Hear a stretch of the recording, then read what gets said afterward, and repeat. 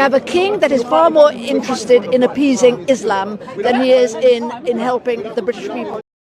Breaking today, fury that King Charles has briefed his displeasure about Donald Trump's strong immigration comments in front of our Prime Minister Keir Starmer at Trump Turnberry this week, and yet another example of our monarch wading into politics and, to be completely honest, going against the views, the fears, the deep-held feelings of his own citizens who are terrified about this illegal invasion of our country, terrified about the demographic change. Yet Charles, who never has to deal with it, who never has to worry about one of his children being sexually assaulted on a street, who never has to worry about being blown up on a tube carriage, he has decided that Trump is wrong and he wants to make his feelings clear. Here's how the Mercian summed it up. Royal aides say King Charles appalled by Donald Trump's comments calling for Europe to end mass migration. Of course he is. GB Politics added sources close to King Charles have informed the Express newspaper that the King is appalled by Donald Trump's recent comments on immigration to the UK. But the most damning reporting actually came from the Daily Beast via their European editor-at-large Tom Sykes, who reported this guy has impeccable aristocratic and royal contacts. King Charles very concerned Trump will rant about immigration during state visit. Fears grow that the president will use his September trip to make inflammatory remarks on immigration. Well, I'm sorry, I don't like doing this. I'm always very clear. As everyone knows, I'm a royalist. I am a monarchist. But Your Majesty, please stop this. Please stop this. Because you don't know how angry we all are. You don't know how close this country is to the brink, and you've got to start being on our side, or just shut up, okay, like your mum did about these issues, seriously. And I'm sorry if people think I'm being rude, but I'm so angry about this. Because the king had absolutely no problem with that little weasel, Emmanuel Macron, coming over at a state dinner and slamming us over Brexit. And talking about irregular immigration rather than illegal migration. He had no problem with that. So how dare he be worried about what Trump had to say? Which, by the way, I want to play it to you because I think what Trump had to say at Turnberry in front of Starmer was completely reasonable. Watch. Can you believe that more than half of you are watching this video but not subscribed? So please do me a huge favor. Click the subscribe button now. Turn on the notification bell so you'll be alerted to all of our brand new Outspoken videos. And in your case, a big immigration component, because I know that your attitude has become strong on immigration, strong on the toughness of immigration. But I think whoever's going to be, I think I won because we had a lousy president, to be honest with you. We had an incompetent president. But I won because I was very strong on immigration. Now, we had inflation. We had sort of a bad economy with this guy. We had a lot of problems, but I focused on immigration more than I did anything else. And I think I won because of immigration. I think I won because of the border. I had a bad border where millions of people were coming in to our country illegally.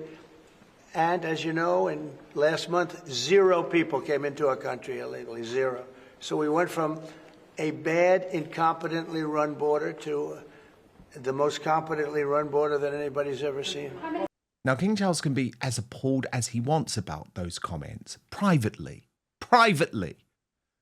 But Your Majesty, this is how your public, your subjects now feel on the issue. Watch. We have a king that is far more interested in appeasing Islam than he is in helping the British people. He is anti-British people. He has contempt. The minute they arrive, get a free phone, free PlayStation, 3 meals a day, a dentist and a doctor on site.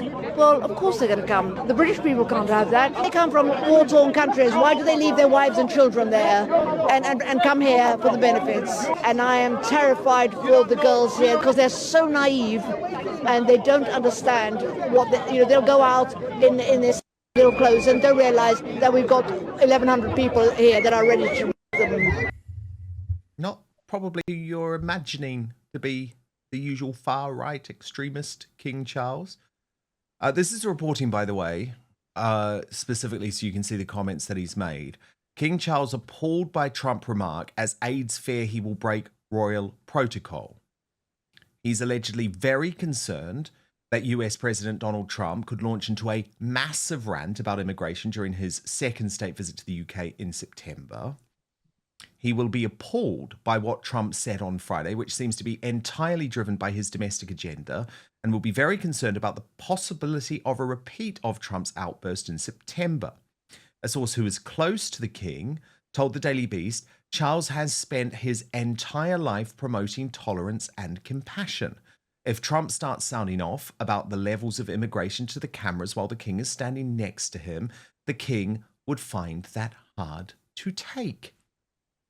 But Father Calvin Robinson, he didn't find it hard to take when Macron was utterly revolting about our democratic decision.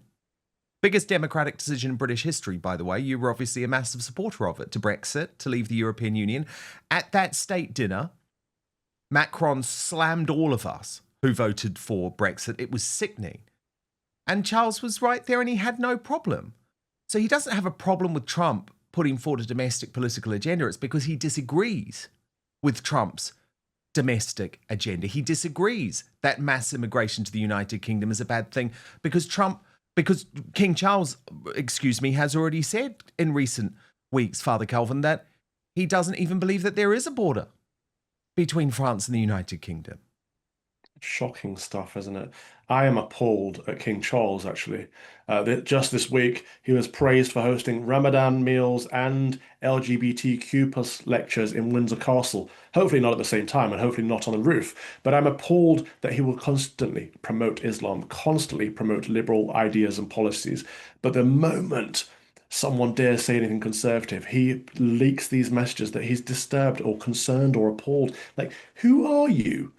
You do not represent the people of Britain. You don't have our best interests at heart. You are not there for the citizens. You are so disconnected from what's going on in your own country that I think we need to readdress the titles that the king has, actually. By the faith of God, the King of the United Kingdom. No, not by the faith of God. Defender of the faith. No, not a defender of the faith, or at least which faith is he defending? Because he spends all his time promoting Islam these days. I wouldn't be surprised if he'd converted. And you're right, Dan, that the country is at breaking point. We're on the brink of something. I think it may very well end up being violent, but the king doesn't seem to recognize that, or he doesn't seem to care. His time is up. I wish he would abdicate, but my main concern is I'm not sure that Prince William would be any better.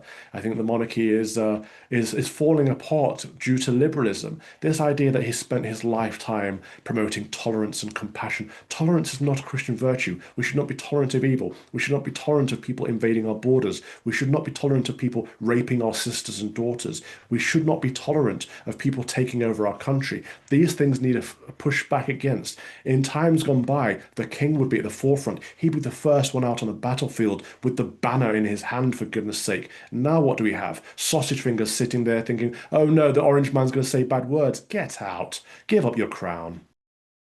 But first, in today's digital world, your online freedom and safety have never been more under threat, whether it's state overreach, tracking by big tech, or cyber criminals lurking on public Wi-Fi. Indeed, in the UK, just this week, we've now seen many popular sites and important content, even my news reporting here on Outspoken, even important speeches in the House of Commons censored entirely because of the government's so-called new Online Safety Act. You will have heard, I'm sure, in this discussion, lots of people saying you need to get a VPN to protect yourself and still access all your favorite content. Well, guess what? I have the perfect solution. It's Surfshark. By far the world's best VPN that protects your identity and secures your data. But the great thing is Surfshark is actually so much more than a VPN, and you can go to surfshark.com/outspoken for an extra 4 months of Surfshark to secure your data, protect your freedom, and support Outspoken at the same time. Now look at this. Surfshark's Clean Web feature blocks ads, trackers, malware, and phishing links so you can browse safely without being spied on. And it makes the experience so much easier and more pleasant too.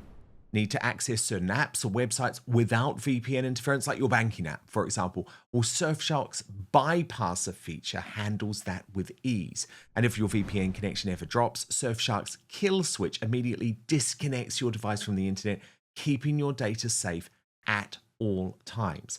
Plus, with dynamic multi-hop, you can route your connection through 2 different countries at once, doubling your encryption and making tracking nearly impossible.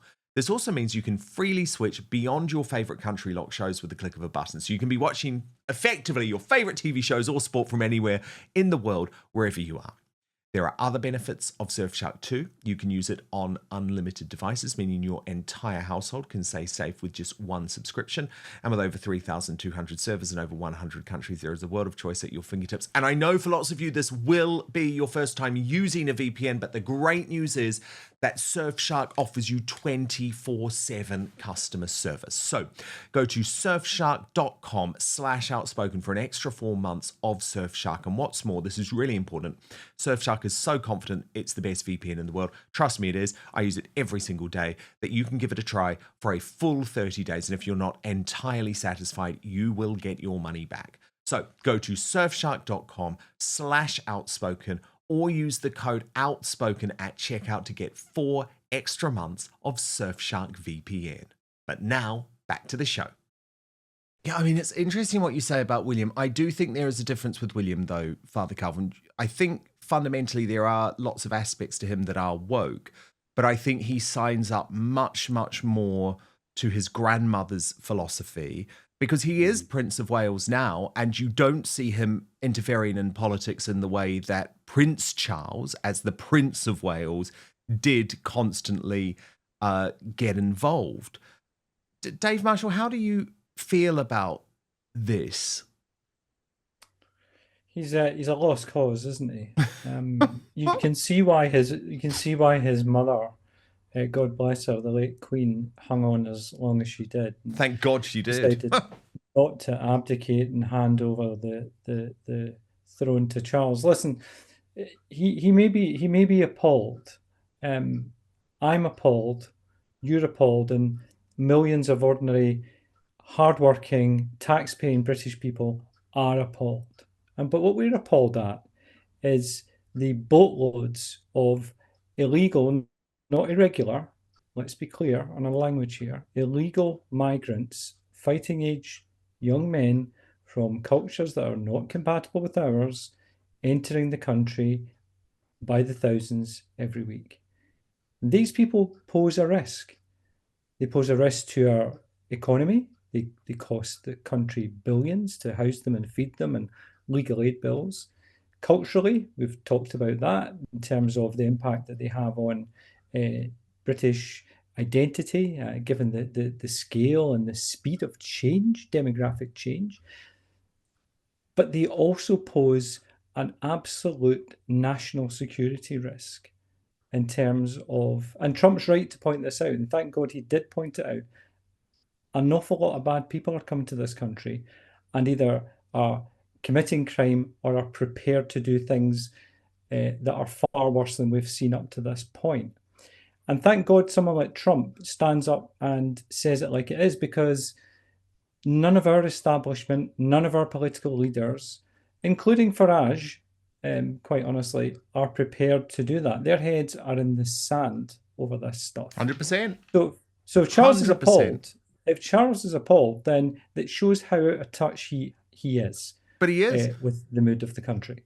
100%, but he is. But because do you remember, Father Calvin, his last big intervention, and that's when people like me were saying, honestly, you are not ready to be king, was just a few months before the death of Her late Majesty Queen Elizabeth II, and it was when Boris Johnson was pushing forward with the Rwanda scheme, and he made his opposition to that clear and said that it was fundamentally not British. So unfortunately, we thought he may have learnt his lessons, and I was very complimentary about the fact that he was staying out of politics in the early days of his reign, and I think that was really important. But it almost feels like he can't help himself. And I also think Dave is completely right, Father Calvin, which is that I don't even think Farage understands quite where the country is at the moment. He wants to be moving to the left of the Conservatives on immigration, to the left of the general population on immigration. And that, to me, is madness. It is madness. And you're right that the king can't help himself. But I think we can't change who we are, right? He is just a political being, and therefore he shouldn't be king. Just the same reason I couldn't be king. I could not sit on that throne and be silent. I would have to speak up about these things, but probably from the opposite position that he's speaking. So he shouldn't be in that position Well, in the first interestingly, place. Calvin, it's what Diana propagated. She, in the famous Panorama interview, and she was a big believer of the monarchy, Princess Diana, even though she had been thrust out of the monarchy. She was a big believer of the monarchy. She was never trying to bring down the monarchy in the way that Meghan Markle was. But Princess Diana said in that famous BBC Panorama interview that Charles just didn't have what it took to be king, and that the throne should have passed from the late Queen directly to Prince William. But look, that isn't what happened. Obviously, there was a rehabilitation effort over Camilla and the fact that he was able to marry this divorcee. But interestingly, Diana, she foresaw a lot of this. She knew this man, and she just didn't really she didn't really feel that he sort of had the prerequisites to be king. Maybe she was right. I think she was right, and you're also right to point out, he did marry, they're both divorcees, he and Camilla, and that was illegal until 2 years before their wedding, for a good reason, in that we're supposed to hold our monarchy up to a higher standard and expect them to set a good moral standard for the country. And if they're just shagging whoever they want and marrying whoever they want and bumping off whoever they want, what good are they? They're nothing morally to us, are they? It's actually worse having a constitutional monarchy at this point than it is to not have one in the first place. And I am also a monarchist and a royalist. I just don't think it's working in the current situation. Well, I mean, never forget that the late Queen Elizabeth II put the happiness of her sister, Princess Margaret, to one side by refusing her request to marry Peter Townsend, Captain Townsend, who was a divorcee. And as a result, lots of people said Margaret lived quite an unhappy life because she hadn't been able to settle down with the man who she loved. But the late Queen believed that as a member of the royal family, you put your duty and you put those traditions ahead of sometimes your personal satisfaction, and that was something that Charles couldn't do. But look, on this issue, do you not think Princess Anne would be better? Yeah, I mean, yes, of course. I mean, the thing about Princess Anne, there's no question. There's no question about that. But of course, again, be careful what you wish for, because it would have been Prince Andrew, of course, who would have been next in line to the throne back then. But yes, Princess Anne has all of those qualities that you want. You have absolutely no idea what she thinks politically. Absolutely no idea. She would never get involved. She's hardworking. She's completely stoic. She's no nonsense. She doesn't like to show her emotions in public. She doesn't particularly like politicians. I think you're right, Calvin. Charles She's more is of a man than political a king. Yeah. Some of those traditional qualities, yeah. And, Charles, he likes hanging out with Starmer. Like, God, there's no way you'd get Princess Anne inviting Starmer for a sleepover at Windsor Castle. But, that is the point. The whole point of hereditary monarchy is you can't choose who you get. But that's also why Charles has to be bloody careful. And he has to be very careful because we're just not at a point now. Like someone like me, I never the only times that I've really attacked Charles have been when he has waded into politics. It's like you don't know what you're playing with. You don't know what you're risking. But look, thank you so much. What a fabulous superstar panel, Father Calvin Robertson, and making his Outspoken debut. And tell us, Dave, the name of your book, which is available on Amazon. Yeah, it's The Fall of Policing, and it's available on Amazon. Thanks, The Fall of Policing, because, my God, that has happened. That has happened. So perfect timing. Thank you both so much. Okay, Greatest Britain Union Jackass coming up in just a moment, but a couple of your comments. Jack Lemon writes, it really wasn't a smart move by Tommy. This is speaking about Tommy Robinson, especially just before the September 13th event. He knows he's got a massive target on his back. He might not want security all the time, but he needs it. I agree, he does need security. I did say that yesterday. Richard B said, I thought Elon Musk covered Tommy's legal fees before. Won't he cover this? My understanding, Richard B, although I don't know this for an absolute fact, is that Elon Musk covers Tommy's legal fees for sort of free speech related issues. And Kenny says, I am waiting for the time Trump realizes Truth Social is being censored, and Starmer told him it wouldn't be. Yes, we've got to keep across Truth Social. Please, if you see anything censored on Truth Social because of the Online Safety Act, because we know my digest on X was censored the other day. Okay, let's get to your nominees for Greatest Britain and Union Jackass. So we'll kick off with the worst Britain in the world today. Your nominees: Diane Abbott, nominated by It's Only Me 44 for being leader of the pro-migrant protest group Stand Up to Racism. She is the president. Jeremy Corbyn, nominated by Libby Rachel, won. Truly one of the vilest people on the planet who would run this country further into the ground if it's even possible at this stage. And Yvette Cooper, nominated by Muriel MBE, for describing murdered children in Southport as having lost their lives when they were brutally murdered by an extremist, which was preventable. And, okay, there's a tie for runner-up. It's the former lovers, Diane Abbott and Jeremy Corbyn, but today's Union Jackass, Yvette Cooper, with 48% of your vote. Oh, I've got to reveal Greatest Britain, though.